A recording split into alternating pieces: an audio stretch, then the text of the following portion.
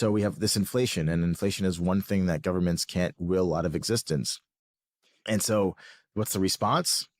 I think we are going to blow the biggest fiat money printing bubble ever over the next few years to try to save the biggest market in the world, which is a sovereign bond market of governments.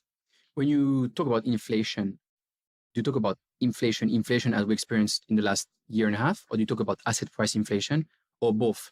I think the asset price inflation has been happening forever. The inflation that really pisses off the common person is when food goes up. We can feel it here. Huh? Food, rent, everything. Right, People are starting to get really mad. The taxi drivers, everyone is really mad about it. So, and when that happens, and that the government has to do something. And so they're, well, we need to tighten monetary supply. But at the other end, the governments have made all these promises to people like healthcare and education and defense budgets and blah, blah, blah, whatever.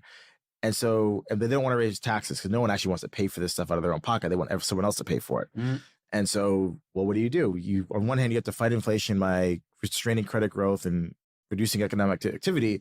But then that means that the government can't fund itself on all this massive debt to make good on the promises that they made. And so we're at this sort of inflection point and see which one they choose. So if you were the Singaporean government, because we both live in Singapore, and you have the taxi drivers and all the people, all the normal people who are suffering because of the high rents and the high food and the inflation, what would you do? Well, Singapore's in a lucky position. They have one of the largest sovereign wealth funds in the world. So it's just a political choice of like, how much do they want to dip into their pockets and pay for stuff, right? Mm-hmm. There's been consumption vouchers, they kind of massage the bus fares and all that sort of stuff. So if there's enough public outcry, the Singaporean government is lucky enough that it's a small country, export-led, they can afford to mask the effects. I think I hear that Singapore government has enough money so that if Singapore was erased like 9 times, they could rebuild everything again, right?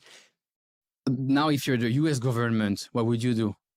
People complaining about inflation, but you have your promise. I mean, you have these promises on one side of like healthcare, all that stuff, but there's also the promise, the hidden promise of like making market go up forever, right? Well, I think you're going to have to think about, well, I'm a politician and I want to get reelected.